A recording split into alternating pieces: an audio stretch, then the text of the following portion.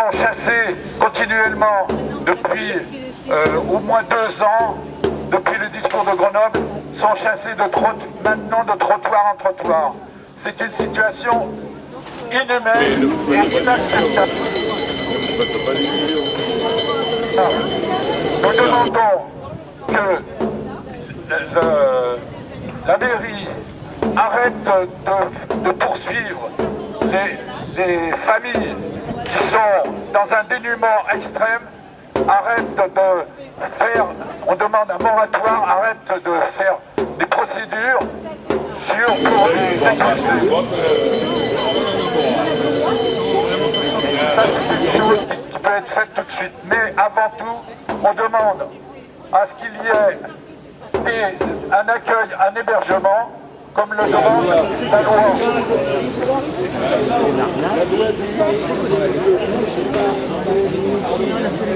Les élus, tout à l'heure, nous ont dit, nous, on applique la loi. C'est pas vrai, ils n'appliquent pas la loi pour les personnes qui sont dans la rue, comme sont les Roms, mais il n'y a pas que les Roms, parce que ce qu'on demande, justement, c'est le développement de places d'hébergement, et pour les Roms, des places d'hébergement facilement moins.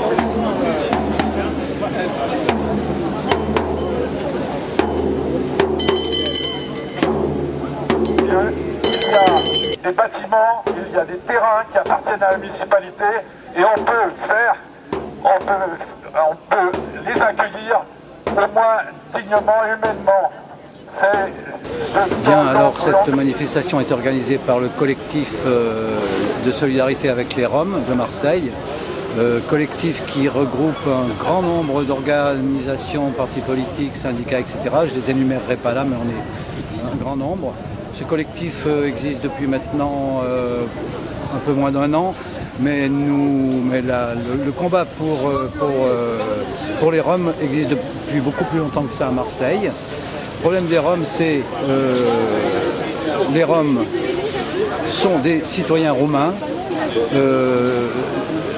qui, chez eux, ont des gros problèmes sociaux, gros problèmes financiers, etc. Donc ils viennent en France, ce sont des ressortissants européens qui ont le droit de venir en France. Mais en France, il y a une spécificité quant à la population roumaine et bulgare. Ils n'ont pas le droit de travailler. Ça, c'est la France avec quelques autres pays, mais un nombre de pays minoritaires a décidé cette interdiction de travailler pour ces populations européennes sous Sarkozy. Et aujourd'hui, pour l'instant, on a changé de gouvernement, rien n'est changé. La traque aux Roms en France continue, de trottoir en trottoir, avec des petits-enfants en bas âge. Les CRS, la police, les Robocop sont derrière eux tout le temps, rien ne change, malgré le changement de gouvernement. Aujourd'hui, certaines familles roms ont été expulsées 3, 4, 5, 6 fois avec leurs enfants. À chaque expulsion, on leur détruit les tentes qui ont été données par Médecins du Monde, mais chaque fois les tentes sont détruites, les matelas sont passés au broyeur. Il y a aujourd'hui des enfants qui dorment sous les voies rapides, sous des tentes, des petits-enfants et qui sont attaqués par les rats la nuit. On le dit, on le redit, et lorsqu'on en parle à tout un chacun, ah bon, je ne savais pas. Il y a aussi une espèce de myopie marseillaise qui ne veut pas entendre et voir ce qui se passe. Ainsi que camarades qui luttent pour les droits des Roms, la dignité des Roms dans notre ville, et Dieu sait qu'on en a besoin, soit présent aussi aujourd'hui. J'appelle à une grande convergence des luttes sur cette ville, parce que bien évidemment, on ne sera pas assez nombreux pour tous les combats qu'on a à mener. Je pense que ça participe de la même logique, et on a besoin d'être écouté par la municipalité sur ces sujets-là. Le traitement qui est réservé aux Roms dans notre ville est indigne des valeurs de la République, et indigne d'une ville qui a aux traditions d'accueil et de tolérance comme la nôtre. Je parle des élus, voilà, mais aussi de la population, parce qu'il faut savoir que dès que les Roms arrivent quelque part, misérablement, immédiatement il y a un voisin qui téléphone à la police. Et ça, c'est systématique. Si bien qu'on n'a même plus le temps d'arriver sur le lieu, c'est systématique. C'est, je le répète, la population marseillaise dénonce le moindre mouvement de Roms. Ça vous rappelle une époque? En tout cas, les conseillers régionaux, là j'ai mon collègue Jean-Marc Coppola là, qui est à côté de moi, nous sommes depuis le début aux côtés des Roms. D'une part pour des questions de simple humanité, mais d'autre part dans quelle société voulons-nous vivre? On va tolérer qu'il y ait des enfants, des femmes enceintes qui soient expulsés d'un endroit à un autre et tout. Ces citoyens, ces hommes et ces femmes, le mot homme avec un grand H, doivent pouvoir être logés, se nourrir dans des conditions décentes à Marseille. Quand même, globalement, il y a très peu de Marseillais qui prennent cause pour les Roms. Mais peut-être que dans d'autres villes, c'est la même chose. Mais c'est pareil. On se heurte, beaucoup à la population. Je redis, les Roms sont des Européens qui ont le droit de circuler. On ne peut pas aller à l'église le dimanche et ne pas tendre la main le reste de la semaine. Donc il faut arrêter avec ces solutions qui n'en sont pas d'expulser les gens. Il faut trouver une solution durable pour les Roms. Le conseil régional d'ailleurs, dans sa large majorité, à son niveau de compétence, essaye de trouver des solutions. Trouver un local, un lieu qui respecte la culture, d'ailleurs, qui respecte leur façon de vivre. Et bien la mairie de Marseille et les mairies alentours, elles ont la possibilité, avec le préfet, de trouver une solution. C'est-à-dire qu'il ne veut pas faire appel aux subventions européennes, mais c'est toujours pareil. Pour tous ces problèmes avec les Roms, c'est Jean-Claude Gaudin reporte le truc sur l'État. C'est pas nous, c'est l'État. On attend l'État. Par exemple, pour la table ronde que la ville de Marseille avait proposée tout début au mois d'août dernier, qui se retranche derrière. C'est pas moi, c'est l'État. Pour les subventions européennes, c'est pareil. Et effectivement, pour les subventions européennes, ça passe par mais aujourd'hui, malheureusement, il y a encore une grande partie de ces gens qui sont exclus du marché du travail et qu'on utilise de façon qu'on utilise au noir, qu'on utilise sur des conditions de travail qui sont complètement indignes, qui permettent de les payer à coups de lance-pierre à la journée sans aucun droit social. Et voilà, c'est la situation qui est faite dans cette ville, mais pas qu'ici. Je pense aussi à Aix-en-Provence ou un certain nombre de grandes villes gérées par l'UMP en France aujourd'hui. La situation qui est faite à ces populations est dramatique. Et on était l'année dernière avec les élus Front de Gauche, Châtellerault et là. On était sur la porte d'Aix, dans cette espèce de grand camp à ciel ouvert qu'on avait laissé perdurer et qu'on a expulsé du jour au lendemain. On a vu des choses dont on se doutait, mais qu'on ne touchait pas du doigt dans un pays comme le nôtre au XXIe siècle. Des enfants, des conditions de vie, des enfants malades, la gale, des femmes enceintes vivant dans des conditions de précarité extrêmes. Aujourd'hui, c'est plus possible. Aujourd'hui, c'est plus possible. La façon dont on traque ces populations, dont on les empêche, parce que c'était ça, parce qu'on les empêche de se poser. Et quand ils arrivent à se poser, on les expulse du jour au lendemain. Et d'après ce que nous a déclaré François Hollande pendant candidat, à la Ligue des droits de l'homme et à une autre association qui regroupe d'autres associations, Rome Europe, à laquelle il a répondu que c'était inadmissible, que des gens et qu'il fallait trouver des solutions alternatives à l'expulsion, pas d'expulsion sans relogement, comme on a dit, sans hébergement, sans un hébergement adapté à ces familles, qui sont des familles extrêmement pauvres et qui sont des migrants, comme beaucoup de migrants, comme en France, au fil des siècles, a accueilli plus ou moins bien, mais différentes vagues de migrants. Et on pense que François Hollande, en tout cas dans ses déclarations de candidat, sont très positifs. Les élus oublient qu'ils sont élus du peuple. Ils ont effectivement, comme certains, le pouvoir de refuser de nous écouter, de refuser d'ailleurs notre acte. Je voudrais aussi leur rappeler qu'ils ont le devoir de nous écouter et de lire notre acte. Et au-delà de ça, de ces postures qui sont évidemment critiquables, je voudrais faire deux remarques aux élus de droite et au peuple de gauche. La richesse, c'est une richesse du pays, mais ça a toujours été, quand on regarde ce qui s'est passé des années arrière, et quand on voit par exemple, rien que ne serait-ce que le football, où tu vois des fils de migrants italiens, d'autres d'origine des colonies, des anciennes colonies, etc., du Maghreb. Mais c'est valable pour le football, mais c'est valable pour la culture, c'est valable pour beaucoup de domaines. Et la construction de nos logements, de nos routes, en grande partie, est faite, parce que ça continue encore, faite par des Les migrants. de droite qui vantent la logique du courage, pour leur dire que le courage politique, c'est pas forcément d'aller dans le sens du poil populiste et d'attiser les haines, mais bien au contraire de travailler à apporter des réponses aux contradictions concrètes, réelles, aux contradictions sociales, celles vécues par les hommes et les femmes de ce pays, à Marseille. Et en particulier, c'est l'une des questions qui m'a mené là ce matin, la population rome, fortement discriminée. En Roumanie, discriminée par l'État français et méprisée, traitée comme des pestiférés par les élus, les conseils municipaux, Marseille et aussi Et Aix-en-Provence. alors, là, par exemple, pour les Roms, il faut un travail de récupération c'est ce que m'a dit un Rome, on est aussi discriminé en France qu'en Roumanie, mais ici vos poubelles sont plus riches. Donc discriminer, entendre des propos racistes à notre égard, autant rester en France parce que vos poubelles sont plus riches et je peux nourrir ma famille tant bien que mal.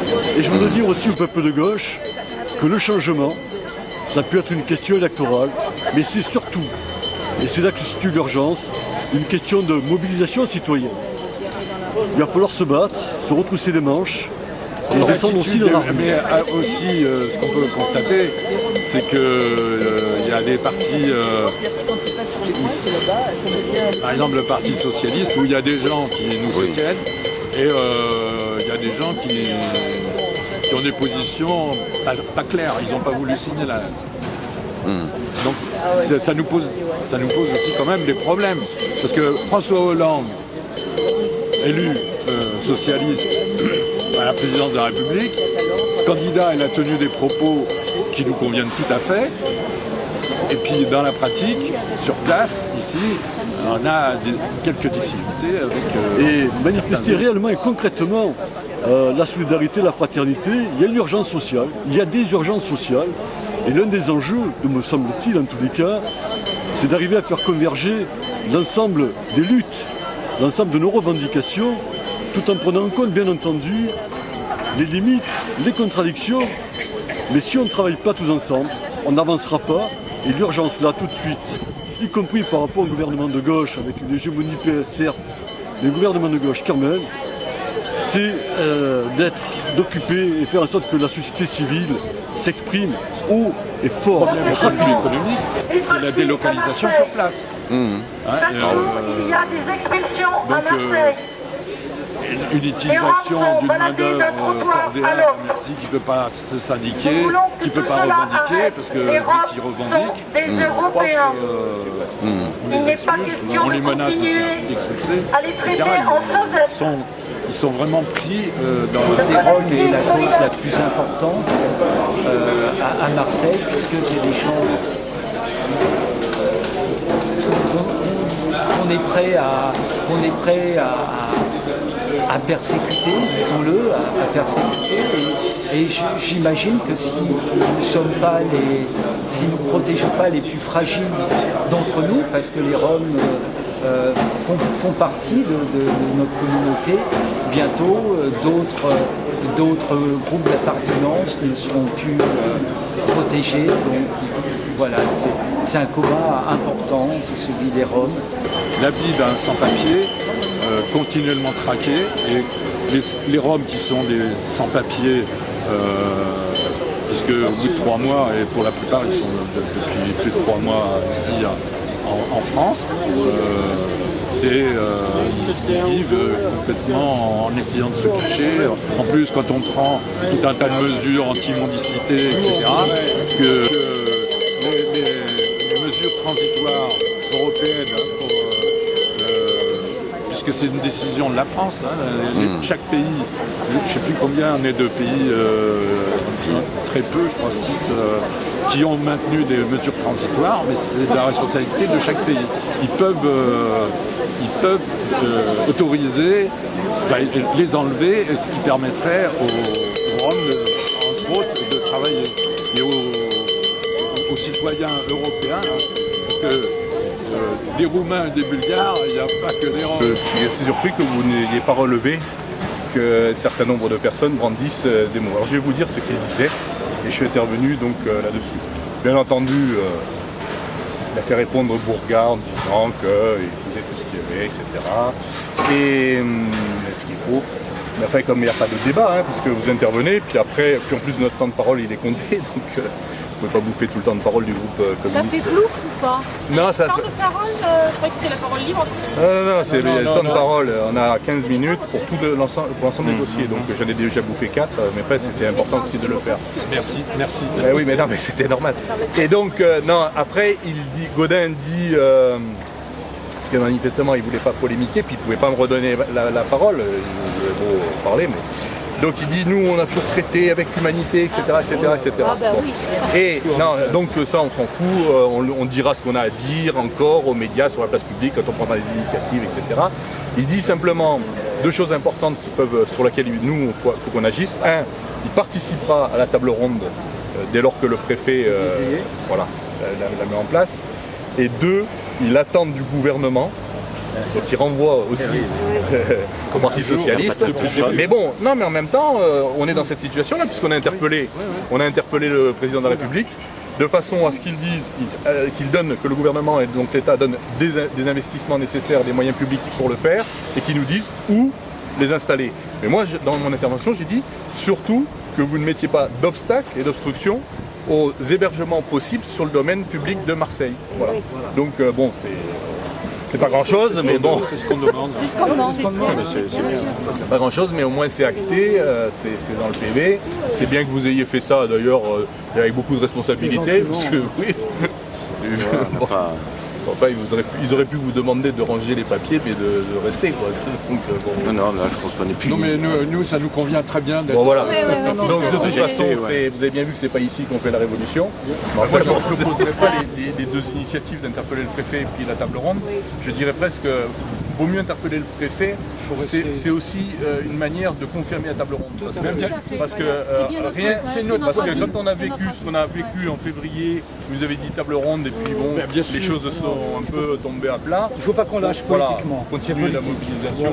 On lâche pas. Et d'ailleurs, il faut appeler parce que la table ronde, rappelons quand même que la table ronde, enfin en tout cas le cadre qu'ils ont fixé eux, c'était de dire comment pour 50 familles, une cinquantaine de familles, on intègre. Or, il y a plus de 50 familles, même si ça sera déjà une avancée, si on fait, parce que ce sera un sacré point d'appui ensuite pour généraliser. Mais nous, ce qu'on souhaite, c'est que voilà, les Roms soient plus traités comme ils le sont aujourd'hui. Et je pense que dans cette table ronde, il va être proposé également un volet, et les structures qui sont invitées vont sans doute être obligées de l'accepter, un volet retour en Roumanie, à tous les coups.